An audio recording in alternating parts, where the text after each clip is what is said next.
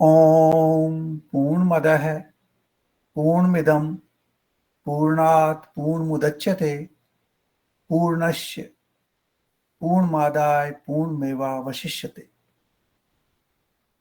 So welcome to our Saturday evening talk today. Instead of morning, it has become evening because of the time difference.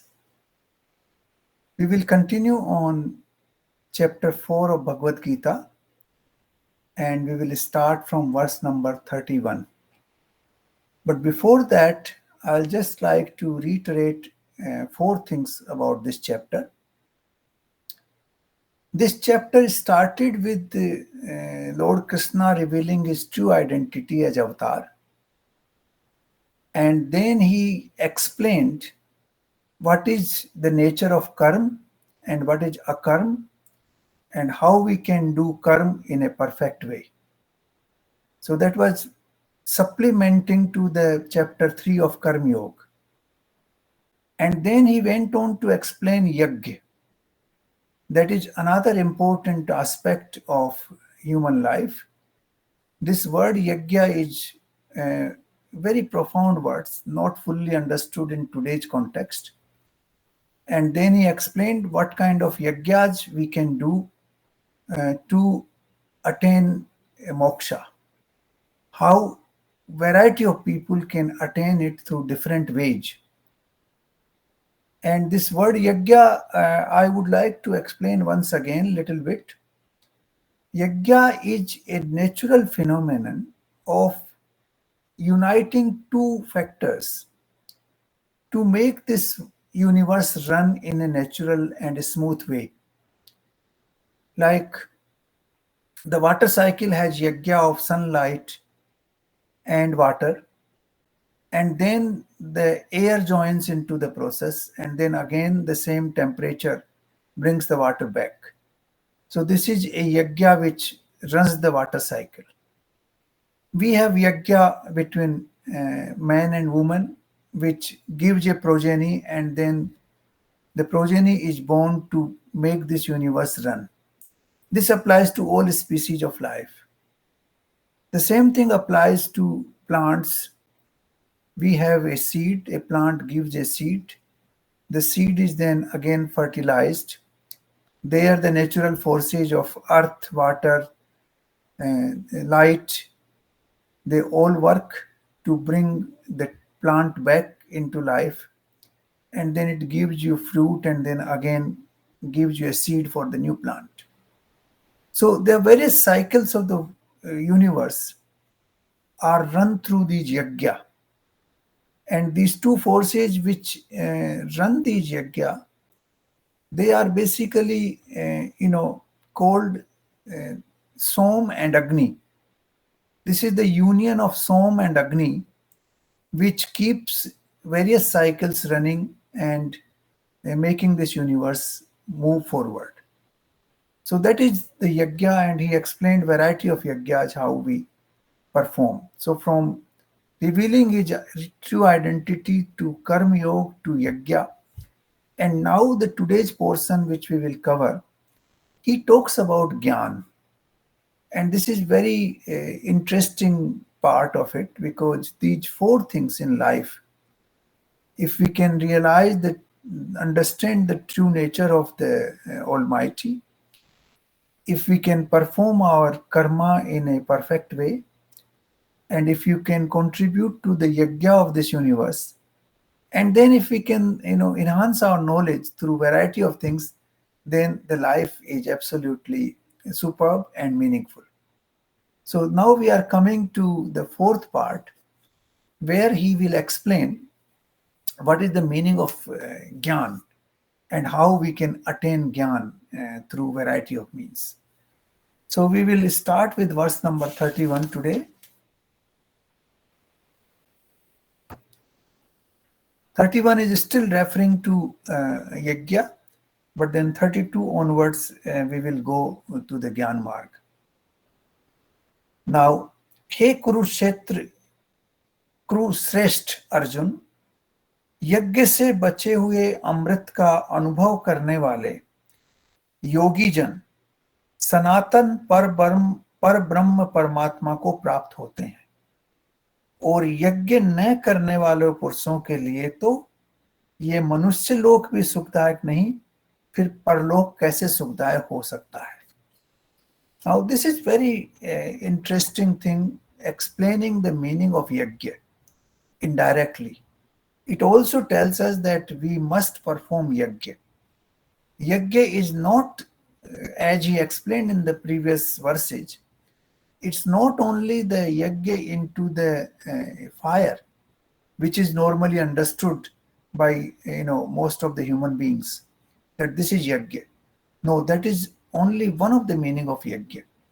Then we analyzed variety of other meanings, that even control of senses of perception, control of senses of action, understanding the Almighty in the form of Agni. So all these variety of versions he explained, not all of them, but quite a few of them. So here he says that यज्ञ से बचे हुए अमृत का. Now what is बचा हुआ अमृत? Normally we call it prasad, in our normal sense, that you give ahuti in the yajna and you put all the food which has been prepared, and then whatever is left out you take and distribute it as prasad. Now the real meaning of prasad is not the one we understand normally. The real meaning of prasad is that whatever yajna you have done, the yajna should be done to help the rest of the world. It should be done with the objective of uh, benefiting others, benefiting not only the universal cycles but also others. And after that process of benefiting others, whatever is left, you take that prasad to yourself. And then that has been called Amrit. The word he has used here is actually Amrit. Yajna sista Amrit bhujo. That whatever is left over after the yajna has been performed, like let's take a practical example. We can perform yajna through our karma. Now, how do we do? We can help a poor person to get his food, that is yajna. You can help a poor person to get his education, that is also yajna. You can help a person to get his, a place to live in, or to help him in his earning of livelihood, or to help him in uh, teaching certain skills which can enable him to learn livelihood. So all this is part of yajna. Now, once you have done all that, the natural satisfaction which comes out of that process is like Amrit. So Amrit is not, what we understand, that you give everything in ahuti and whatever is left is Amrit. No, not exactly that way. There are a variety of ways. That could be one of the ways.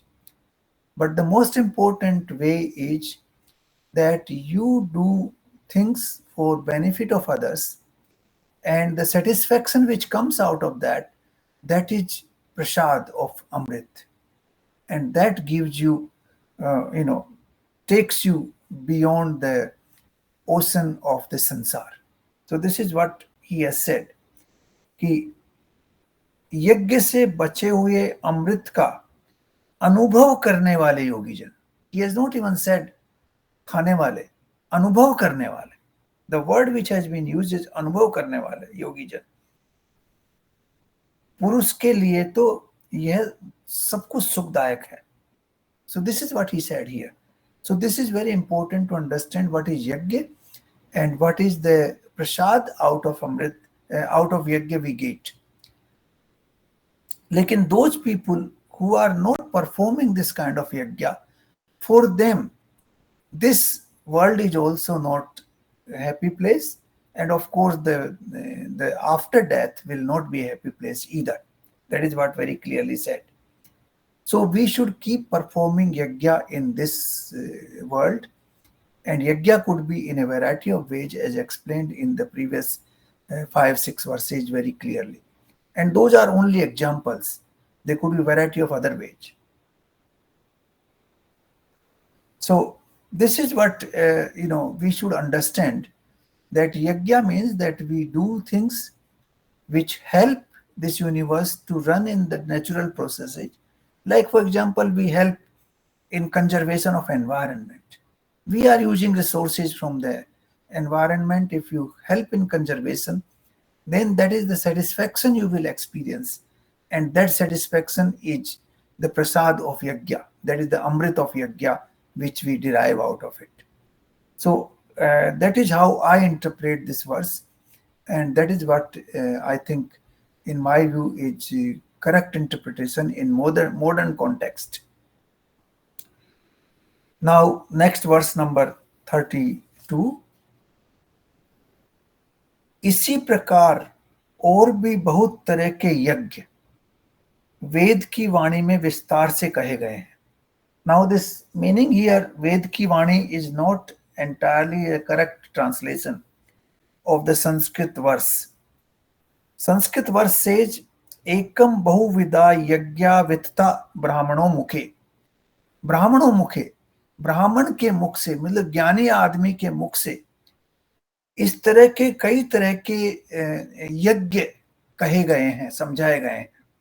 तो ज्ञानी आदमी अगर आपको समझाता है तरह तरह के यज्ञ, and if we can follow one of those procedures, not only follow but use them, next sentence is, उन सबको तू मन, इंद्रिय और शरीर की क्रियाओं द्वारा संपन्न होने वाला जान. So we have to perform that yajna which has been told by the wise people, the variety of yajnas which have been explained by the wise people, and if we perform them with our mind, with our action, and with our sense organs united, then you will always be transcending this world of attachment. You will कर्म बंधन से सर्वदा मुक्त हो जाएगा. Then you will transcend this world and you attain moksha. So now there are two things here. Firstly, there are variety of yajnas which have been explained by the wise in the past. Now, some of those are also mentioned in the Vedas. Some of those are mentioned in other writings of ancient time. And some of them may not have been mentioned at all. But there are a variety of ways in which you can perform yajna. That is what the first half of the sloka says. And then the second half says that you should perform those yajnas with your mind, with your sense organs, and with your action united, put together, dedicated to that yajna. And then you will be able to transcend this world of Maya. So this is what this verse says. And I think this is a very profound explanation that how we can contribute to the process of yajna while simultaneously benefiting ourselves in transcending this world of Maya.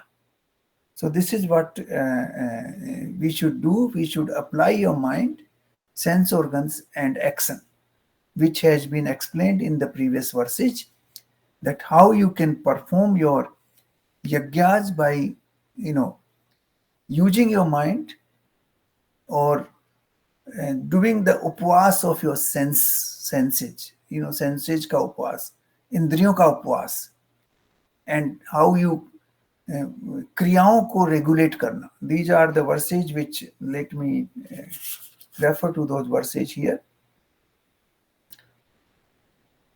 Now, verse number 26 talks about how you do indriyon ka upvas. Then 27 talks about how you regulate your actions. And then 28 talks about variety of tapas and variety of dravya, that is padarth, for using the yajna. So all these have been explained here in the previous verses. And he is referring here that there are variety of ways in which you can perform yajna, which have been explained by Brahmano Mukhe. The wise people have explained it in the past. and we can also say Ved have also explained that. But then you have to perform these with your mind, with your sense organs, and with your action performed in a particular way.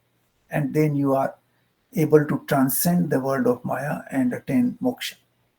So this is verse number 32. Then let's go to verse number 33.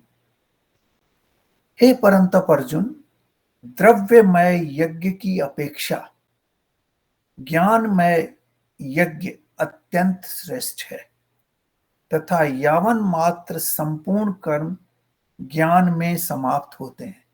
Now this is a very profound explanation, very profound explanation.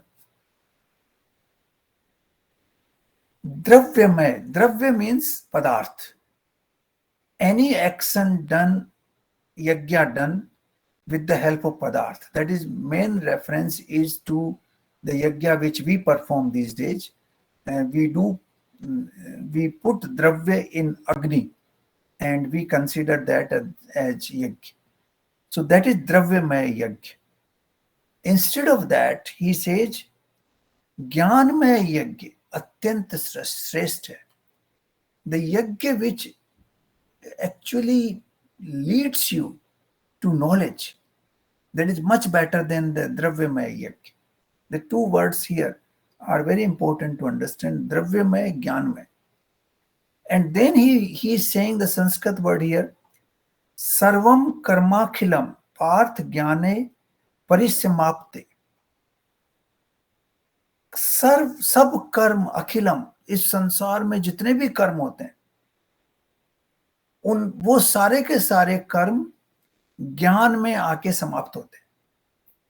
Now this is a very profound explanation that whatever activity we do ultimately gives us some extra knowledge or additional knowledge. Everything we do in life, we learn from that. That is what we say. Life is what? It's like a school. It's like a pathsala. It's like a place where you keep learning all the time. In UNESCO, they say lifelong learning. The same way, here he said that whatever action you do, ultimately it ends up in some sort of knowledge. Now this is true. Look at a child, he touches fire and then he burns his hand and then he realizes, no, he learns immediately, no, I should not touch it. So that is a knowledge he gained by touching the fire. Similarly, he eats something bitter, a small child, and he throws it out and he feels uncomfortable. He learns that he should not eat that particular thing in the future. Similarly, we as adults, we do, some people fall in love here and there, and then they learn from that, either good or bad, whatever their learning is. And then they understand that whether they should repeat it or should not repeat it. You do a job. In the job, every time you keep learning new things, how to make things happen, how to deal with your superiors, how to deal with your subordinates. At home, you keep learning all the time. Whatever action you do, there's a reaction from the family members. So if you think, I have been thinking about this, that every single action you do in life, it ultimately ends up teaching you something. You learn from it. And this is what he's saying. Every action ends up in teaching you something. ज्ञान में परिवर्तित हो जाता है, ज्ञान में जाके समाप्त होता है. So I think this is what we should, now he starts on the importance of jnana from here. That action actually leads you to wisdom and knowledge. And that is why द्रव्यमय यज्ञ से ज्ञानमय यज्ञ बेहतर है, बहुत ज्यादा अच्छा है. क्योंकि सारे के सारे काम, जितने भी कर्म आप करते हैं, वो सबके सब कर्म आपको कुछ ना कुछ शिक्षा देते हैं, आपको कुछ ना कुछ ज्ञान देते हैं. और इसीलिए he is now going further on that issue in verse number 34. उस ज्ञान को तू तत्वदर्शी ज्ञानियों के पास जाकर समझ उसको भली भांति दंडवत प्रणाम करके उनकी सेवा करने से और कपट छोड़कर सरलता पूर्ण प्रश्न करने से वे परमात्म तत्व को भली भांति जानने वाले ज्ञानी महात्मा तुझे उस तत्व ज्ञान का उपदेश करेंगे. Now here he says that tattva gyan you should understand in whatever way. The first way is that all the actions ultimately culminate into some sort of knowledge, some sort of learning. Then he is saying here that given the importance of knowledge, given the importance of gyan, you should approach the learned people with respect and without having, kapat, that is, without having any sort of malice in the mind or malice in your thought. You should approach and ask questions properly and try to get knowledge from the other people who have that knowledge with them. So this is very important. Paramatma Tattva ko. Now, the ultimate culmination of knowledge, which will come further down also, is to know the Paramatma Tattva. Paramatma Tattva, if you know, or Brahma Tattva, if you know, then you know everything else. In one of the Upanishads, the students asked the teacher that tell me one single thing. By knowing that particular thing, I would be able to know all the rest. Because in this world, we cannot understand all the knowledge. It's such a vast knowledge. Even if you have a particular domain, for example, you are a cricketer. Even the knowledge of cricket itself is so vast that no best cricketer, not even the best cricketer, can explain you or you can understand. It's such a vast domain. Thousands of books can be found on that particular subject alone. Even within the cricket, you may find a lot of knowledge about batting, about about bowling, about fielding, about how to catch a catch, and things like that. So there are fields and fields inside. You take a music, for example. Now, music is such a vast domain. In that, if you take, for example, classical Indian music, even that ragas are so vast a domain that people spend their lifetime and still they do not understand. So any domain of knowledge you take, it is such a vast domain that we cannot really understand it properly. And therefore, the question asked by that student to his guru in the Upanishad is that tell me one single thing in which I know, then I know everything else. And then he answered to him that it is the Brahma Tattva, Brahma Gyan. If you know, then everything else is known. You don't need to know anything else. So rather than getting involved into millions and billions of different knowledge domains, it is better to know one single thing and then be happy, and you will know everything rest without any problem. So this is what here he is saying, that परमात्म तत्व को भली भांति जानने वाले ज्ञानी महात्मा तुझे उस तत्व का उपदेश देंगे. तो ब्रह्म तत्व का जो है उपदेश आपको लेना चाहिए. अगर कहीं मिलता है, कोई ज्ञानी आपको मिल जाता है, तो then you should try to gain knowledge from that knowledgeable person and gain that knowledge without any malice, without any motive. The motive should only be to acquire knowledge. So this is what he says, that we should make every possible effort to gain knowledge, to get wisdom, and to experience wisdom with the people who are wise and who know a particular reality of life. Then next verse 35, जिसको जानकर फिर तू इस प्रकार मोह को नहीं प्राप्त होगा. हे अर्जुन, जिस ज्ञान के द्वारा तू संपूर्ण भूतों को निशेष भाव से पहले अपने में और पीछे मुझ सच्चिदानंद घन परमात्मा में देखेगा. Now this is another test of knowledge. Firstly, he says that once you get that knowledge, then you will not be actually impacted by attachment. What is his attachment? He started with saying that how can I fight a war against my guru and my family members, my Bhishma Pitama who brought them up. How can I fight a war against them? So that is the attachment. You can fight a war with anybody else who is not part of your family, but you can't fight with your family members. So that is because the attachment is there with the family or with the teacher. That's why.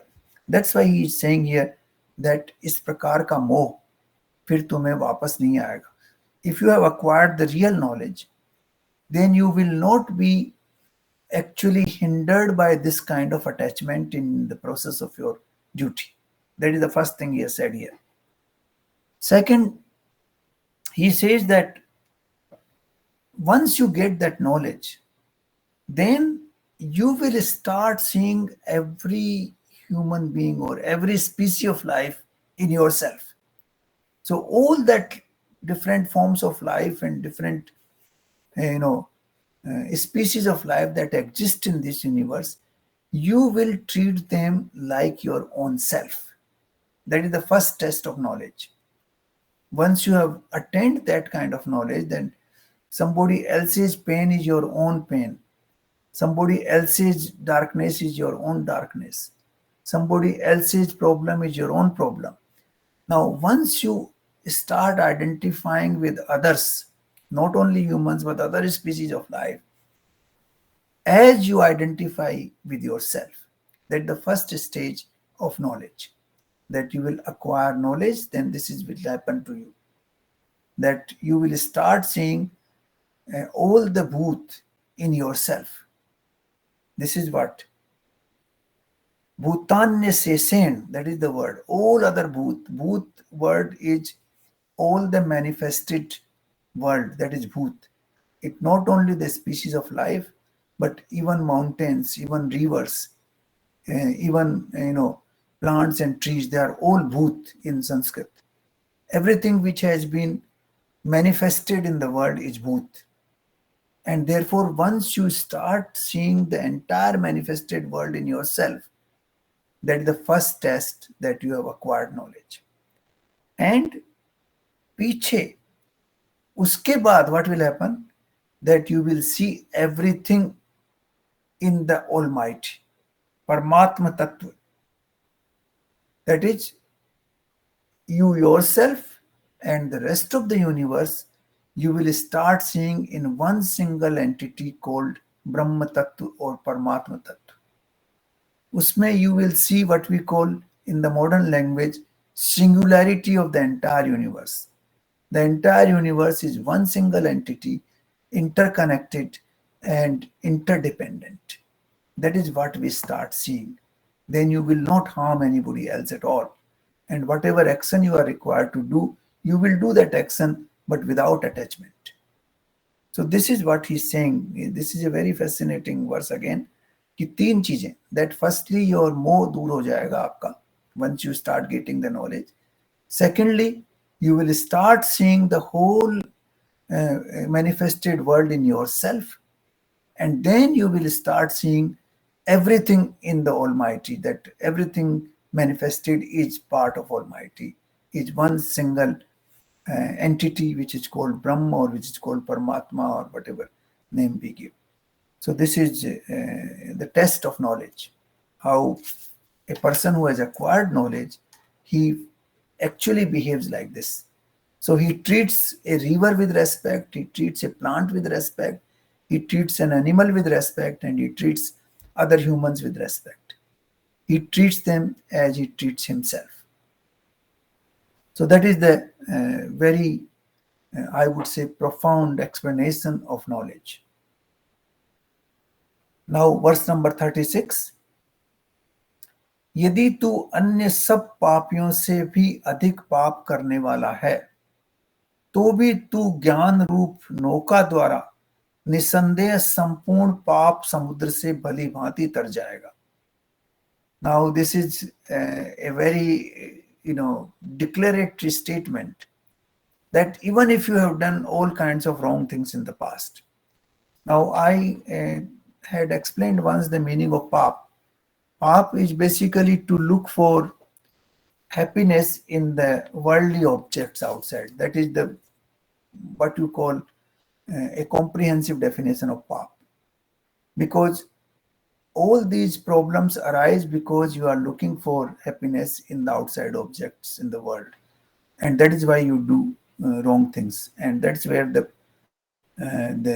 actions are actually dominated by pap. So if you have been doing all your life all that, even then, if you have acquired knowledge now, you will be able to overcome all that past wrongs through this knowledge, and you will be able to transcend this world of Maya without any problem. Nisandeh word, they have used the word Nisandeh. So this is absolutely fantastic. He says that the knowledge can enable you to transcend all your sins of the past, all whatever you have done in the past. And then he further explains verse number 37, why, how it happens. He gives an example here. क्योंकि हे अर्जुन, जैसे प्रज्वलित अग्नि ईंधन को भस्ममय कर देता है, वैसे ही ज्ञान रूप अग्नि संपूर्ण कर्मों को भस्ममय कर देता है. कि whatever actions you have performed in the past, wrong or right, and for acquiring satisfaction through the worldly objects, whatever you have done, they could all be destroyed in the same way as fire destroys everything to ashes. Whatever you put in the fire, that is reduced to ashes. Similarly, all your actions will be reduced to nothing, provided you acquire the true knowledge. That is why knowledge and fire are comparable, and that is what he has also given, that comparison of knowledge and fire in verse number 25. He has compared Brahma Tattva with fire in verse number 25. He has explained here that this is the way it happens. As you put any object in fire, it will be destroyed and reduced to ashes. Similarly, the ज्ञान रूप अग्नि से सारे के सारे पुराने जो कर्म हैं वो बिल्कुल अस्तित्व से दूर हो जाएंगे. They will be reduced to ashes, and that is why all the paps will be washed away, will be cleaned, and you will become like सोना बन जाता ना सुहागा अग्नि में. Same way you will become absolutely pure. So this is the comparison between fire and knowledge. And in any way, and the fire also gives you light, it also gives you heat, it also gives you life, and therefore fire is like knowledge. Now verse number 38, इस संसार में ज्ञान के समान पवित्र करने वाला निसंदेह कुछ भी नहीं है. न ही ज्ञानेन सदृश्यम पवित्रमहि विद्यते. ज्ञान के समान पवित्र करने वाला कोई चीज नहीं है संसार में. So he had given that earlier statement that even all your actions, whatever you do, they ultimately end up in knowledge. They ultimately end up with jnana. And therefore, jnana is the parakasta, that is the highest culmination of all your actions. And here he is saying, this is a very, very well quoted statement from Bhagavad Gita, कि ज्ञान के समान पवित्र करने वाला कोई नहीं. So I think this is ultimately, even those people who engage themselves into good karma or bhakti marg, even those have to acquire knowledge first. How will you know, end up with bhakti marg? You cannot unless you have acquired knowledge for that. You have acquired what is the importance of that bhakti marg. Similarly, karma marg, unless you have acquired importance of karma marg through knowledge, you cannot lead that path. So knowledge is an essential requirement in whatever you do. So here he says that ज्ञान के समान पवित्र करने वाला. I think if we can remember this particular part of Bhagavad Gita, कि whatever we do in life, we should earn knowledge. We should add to our gyan. Gyan is not, just reading the books and listening from others, but gyan comes from the word ge. Ge means that which you have actually experienced yourself. So you have to experience that knowledge. Then it becomes gyan. So whatever you read in the books, it's fine. But once you have read it, you have understood it, then you have to experiment and learn it yourself and experience that knowledge. Then only it becomes gyan. And once you have done that, there's nothing beyond that. There's nothing in this world, which is a very declaratory and firm statement. Nahi jnanen sadrasham pavitra miha vidyate.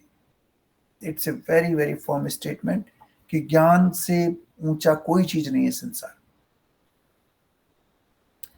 उस ज्ञान को कितने ही काल से कर्म योग के द्वारा शुद्ध अंतःकरण वाला मनुष्य अपने आप ही आत्मा में पा लेता है. नाउ दिस इज अनदर शुद्ध अंतःकरण वाला पुरुष, जिसके अंतःकरण में कपट नहीं है, वेरी क्लीन है, वैसा आदमी अपनी क्रियाओं को करता हो. If he keep doing all what is required to be done, then he starts realizing that knowledge inside, because the knowledge is inside. We are pure knowledge.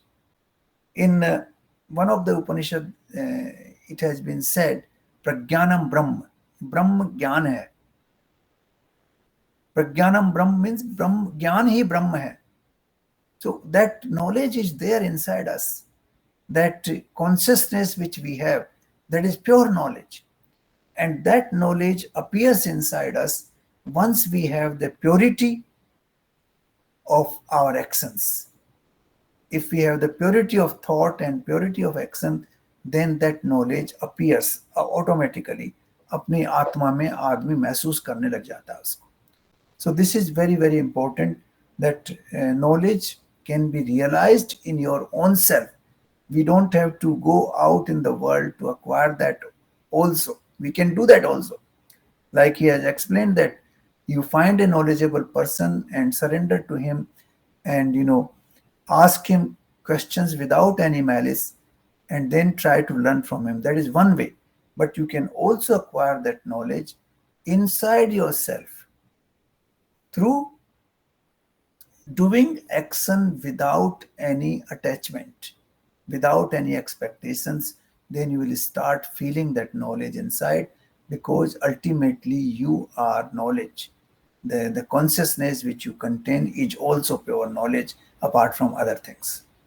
So this is what he says, कि आपको आत्मा में अपने आप ही knowledge महसूस होगा. You will realize that inside yourself. But शुद्ध अंतःकरण शुद्ध होना बहुत जरूरी है.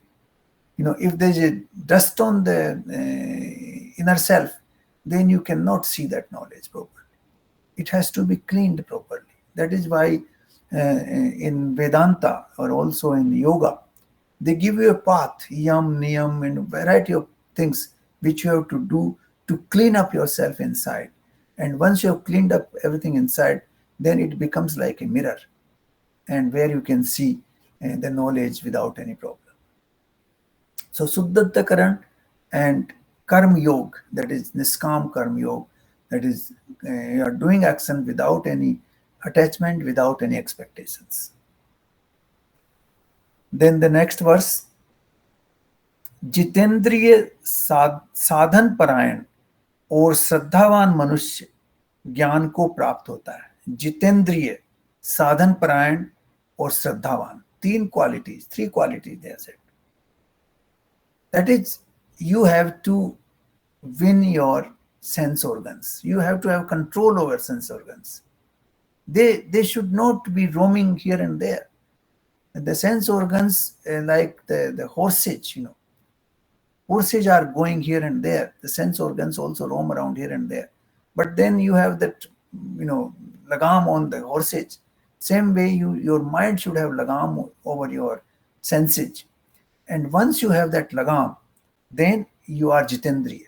Then you have, actually acquired victory over your senses. जितेंद्रिय होना बहुत मुश्किल है. You can control others, you can acquire the kingdom of the whole universe, but you cannot control your own senses. That is the worst part, that is the most difficult part. That is why a person who has been able to acquire victory over his own senses is considered far more superior than the person who has acquired the kingdom of this universe, of this world. So that is the first quality, first thing we have to do. Sadhan parayan, that is, you have to keep working for it. Sadhan means you have to do sadhana, that is, you have to keep doing, working in that direction in a perseverant way. It should not be abandoned halfway. You should have that perseverance in yourself to continue on that path. That is the second thing. And Shraddhavan, that is, you should have faith in that. Unless you have faith, you cannot have perseverance. Perseverance will come only when you have faith. So, Shraddha, it's not exactly faith. I would say Shraddha is more than faith. It's total surrender to particular thing. That is called Shraddha. Like आपके गुरु के प्रति श्रद्धा है, या आपके parents के प्रति श्रद्धा है. Like a small child, he has shraddha to mother. He leaves everything to the mother. He has no other, means to do anything, but he leaves it to mother, and mother looks after the child automatically. That's the relationship of Shraddha and the person who is looking after the person who has surrendered himself totally. So, तीन qualities, Jitendriya, Sadhan Parayan, and Shraddhavan. If you have these qualities, then you can acquire knowledge. Then you can have knowledge immediately, and then you can acquire what he says, तथा ज्ञान को प्राप्त होकर वह बिना विलंब के तत्पर है. That is the word, immediately. तत्काल ही भगवत प्राप्ति रूप परम शांति को प्राप्त हो जाता है. Then he acquires total equanimity. He becomes absolutely peaceful. He is not perturbed by things here and there, and he becomes absolutely what you call established in the Almighty. Sthit Prajna, which we discussed in chapter 2. So this is possible through these three qualities, that is Jitendriya, Sadhan Parayan, and Shraddhavan. Then the next verse number 40. विवेकहीन और श्रद्धा रहित संशय युक्त मनुष्य. Now these are three different things here. विवेकहीन, that is, जिसका knowledge नहीं है, श्रद्धा नहीं है जिसमें, और संशय है, संशय युक्त है, that is doubting everything. मनुष्य परमार्थ से भ्रष्ट हो जाता है. ऐसे संशय युक्त मनुष्य के लिए न ये लोक है, न ये परलोक है, और न सुख है. Now this is exactly opposite of the previous verse, that if you don't have knowledge, if you don't have ability to surrender, and if you keep doubting things all the time, then you will not acquire happiness in this world, and you will not be happy in the world after death, whatever comes after death. So this is very, very important, that we have to, most of us are in the second category, in the category of verse number 40. We all the time keep doubting because we don't have Shraddha, we don't have total surrender, and we lack knowledge because without Shraddha and without sadhan parayan, you cannot acquire knowledge. So most of the people in this world fall into this category of 40. So they are neither happy here nor they will be happy in the afterlife. So this is what we should avoid. If we want to avoid this state, then we have to bring Jitendriya, that is, senses should be under your control. Then sadhan parayan, you should do perseverance and you should work for it. Abhyas jisko कहते हैं. And then you should have ability to surrender Shraddhavan. Then only you can acquire knowledge.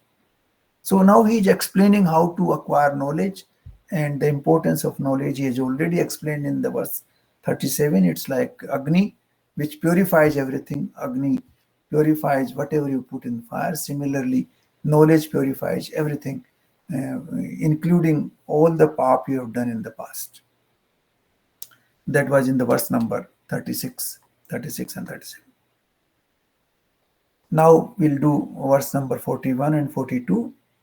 हे धनंजय, जिसने कर्म योग की विधि से समस्त कर्मों का परमात्मा में अर्पण कर दिया है और जिसने विवेक द्वारा समस्त संशयों का नाश कर दिया है, ऐसे वश में किए हुए अंतःकरण वाले पुरुष को कर्म नहीं बांधते. Now two things here. That कर्मों को परमात्मा में अर्पण करना means that you are not attaching. पर कर्मों को यज्ञ बनाना. That whatever you have been designed in this world to do, you are performing that duty. That's it. You are neither the doer. You should not have any expectation out of what you are doing, and you should not have any attachment to those karma. So this is one part. कर्मों को आपने परमात्मा को अर्पण कर दिया. That is one part.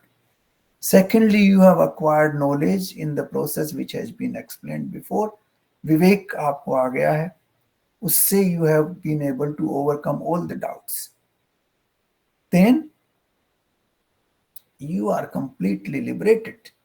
कर्म बंधन से दूर होना मतलब you are absolutely liberated in this world. Nothing binds you. So this is what he says, that कर्मों का और ज्ञान का दोनों का the combination है यहाँ पे. The ज्ञान and कर्म, you combine the two and then you acquire a situation where you are totally liberated.